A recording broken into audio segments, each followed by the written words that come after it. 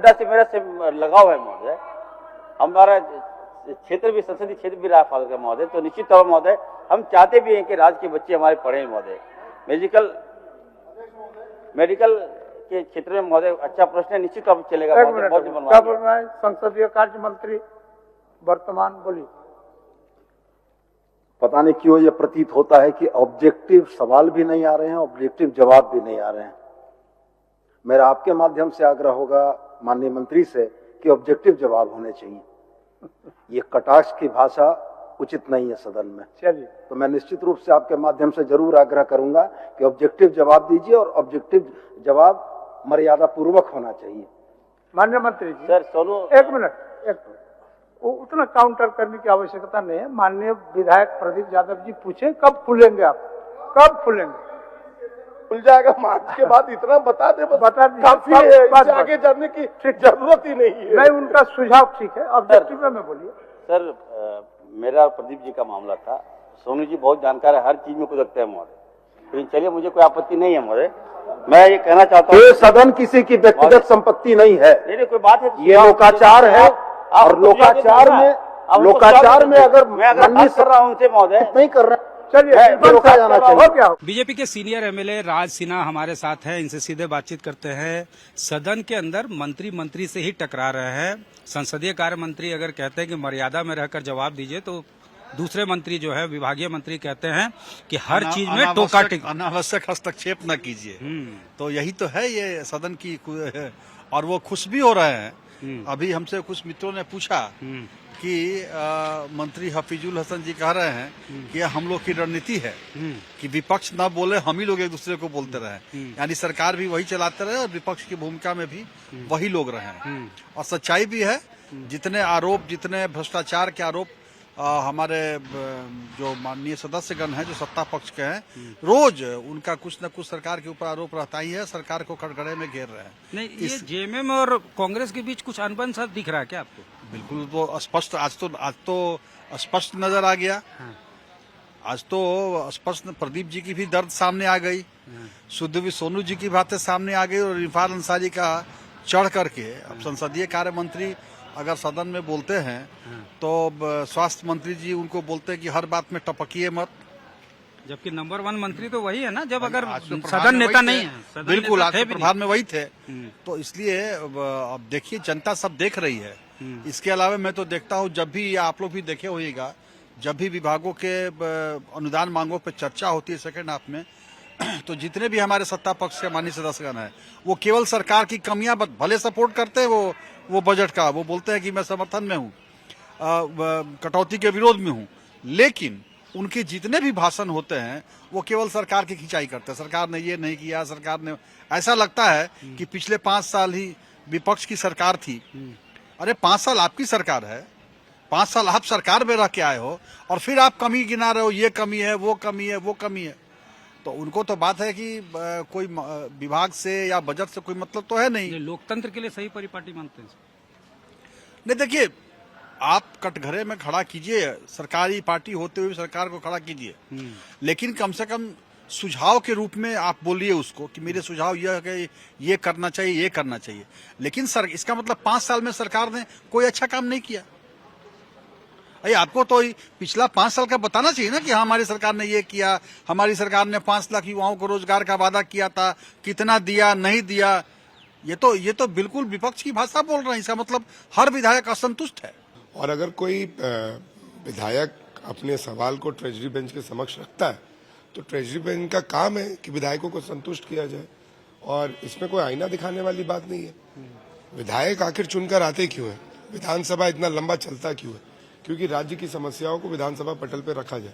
और जिस तरीके से अगर विधायक, मैं तो खुश हूँ अपने विधायकों से कि जिस तरीके से बहुत सारे नए विधायक भी आए, लेकिन जिस तरीके से उन लोग अपनी बातों को रख रहे हैं, तो ट्रेजरी बेंच को जवाब देना चाहिए। नहीं, ईगो क्लैश हो रहा है, इस पे क्या कहना है? ईगो कोई क्लैश नहीं हो रहा है। नहीं, मंत्री आपस में ही एक दूसरे को जो है कह रहे हैं कि आप इंटरफेयर मत कीजिए, और ये लगातार हो रहा है। तो ये तो अच्छा मैसेज डिस्ट्रीब्यूट नहीं कर रहा। देखिए, ऐसी कोई बात नहीं है। हर मंत्री चाहते हैं कि वो विधायक, चाहे सत्ता दल के हों चाहे विपक्ष के हों, उनको संतुष्ट किया जाए। अगर कोई मंत्री संतुष्ट नहीं कर पा रहा है, तो उसके सहायता में किसी भी मंत्री को खड़े होने का अधिकार है। और अगर सहायता में, क्योंकि वो तो विधानसभा अध्यक्ष की अनुमति से खड़ा हो रहा है ना, मंत्री खुद तो नहीं खड़ा हो रहा है। जब विधानसभा अध्यक्ष बोलते हैं कि हाँ बोलिए, तब बोलते हैं।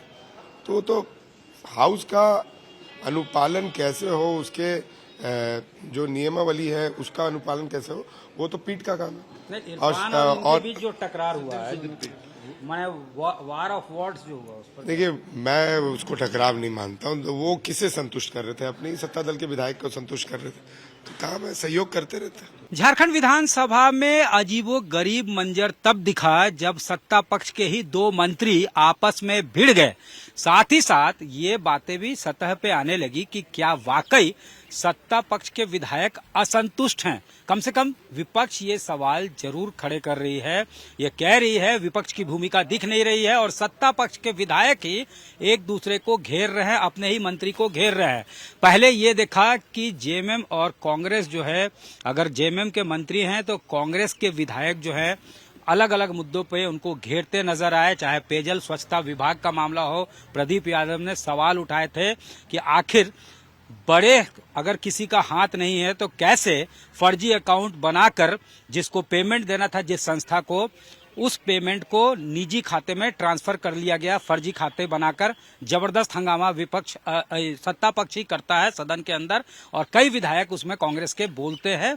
और उसके बाद अब दिखा है कि अब आज जब मामला यहाँ पे उठाया गया प्रदीप यादव के द्वारा नर्सिंग कॉलेज को लेकर, और उन्होंने ये सवाल किया कि कब आखिर उनके जो विधानसभा क्षेत्र में गोड्डा में कब ये नर्सिंग कॉलेज खुलेगा, इस पर अटपटा, जबकि खुद प्रदीप यादव विधायक दल के नेता भी है कांग्रेस के, अटपटा जवाब आता है स्वास्थ्य मंत्री की तरफ से। उनका ये कहना था कि वो सौगात देंगे। इस पर प्रदीप यादव ने कहा कि उन्हें सौगात देने की जरूरत नहीं है, ऑलरेडी भवन जो है बनकर तैयार है, इंफ्रास्ट्रक्चर तैयार है।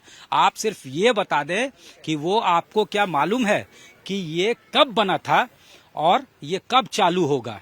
इस पर बेतुका जवाब आता है स्वास्थ्य मंत्री का। वो ये कहते हैं कि ये कब बना है ये आपको बेहतर पता होगा। प्रदीप यादव को उन्होंने कहा कि ये कब बना नर्सिंग कॉलेज, ये आपको बेहतर पता होगा क्योंकि उस क्षेत्र का आप प्रतिनिधित्व लंबे समय से कर रहे हैं, हो सकता है आपने बनवाया हो। और ये किस तरह का सवाल है ये इरफान अंसारी ने कह दिया। उसके बाद जब ये पूछा गया कि कब ये चालू होगा तो उस पर उन्होंने बेशक आश्वासन दिया कि 6 महीने में ये चालू हो जाएगा। इसके बाद उनके इस जवाब पे संसदीय कार्य मंत्री, चूंकि सदन के नेता वहां उपस्थित नहीं थे हाउस के अंदर उस वक्त, तो सदन के नेता के अनुपस्थिति में संसदीय कार्य मंत्री का प्रभार सुदीव्य सोनू को मिला है, जो जेएमएम कोटे से मंत्री हैं। उन्होंने कहा कि मर्यादित होकर जवाब देना चाहिए, ऑब्जेक्टिव जवाब देना चाहिए, कटाक्ष के भाषा में जवाब नहीं देना चाहिए, जो लगातार हाउस के अंदर दिख रहा है। इस पर पलटवार करते हुए इरफान अंसारी ने संसदीय कार्य मंत्री को कह दिया कि इनका ये फितरत है कि हर विषय पे ये टोका टाकी करते हैं और बेवजह का घुसते हैं।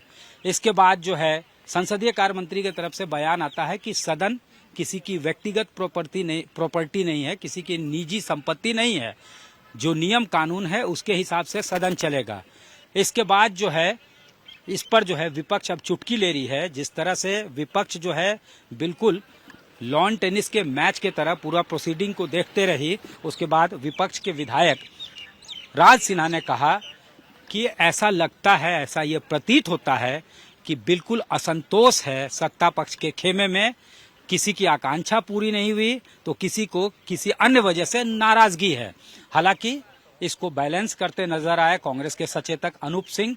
और साथ ही साथ जब हफीजुल हसन मंत्री से पूछा गया इस विषय पे सवाल, तो उन्होंने एक कहानी सुना दी कि अगर मेहमान जब कोई आ रहा है और उसकी तैयारी नहीं हो तो विकल्प ये होता है कि 2 भाई अगर आप हैं तो आपस में लड़ जाइए, आपको लड़ता देखकर मेहमान चला जाएगा। यानी बीजेपी को दूर रखने के लिए ये सब एक स्ट्रैटेजी है, आपस में ही लड़ो और बीजेपी को दूर रखो।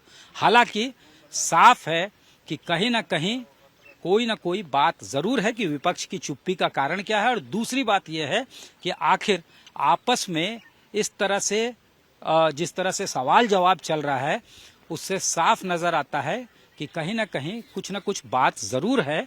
इस तरह से कहीं ना कहीं कोई ना कोई ईगो क्लैश जरूर कर रहा है, वजह चाहे इसकी कोई भी हो। कैमरामैन राकेश तिवारी के साथ सत्यजीत कुमार, रांची, आज तक।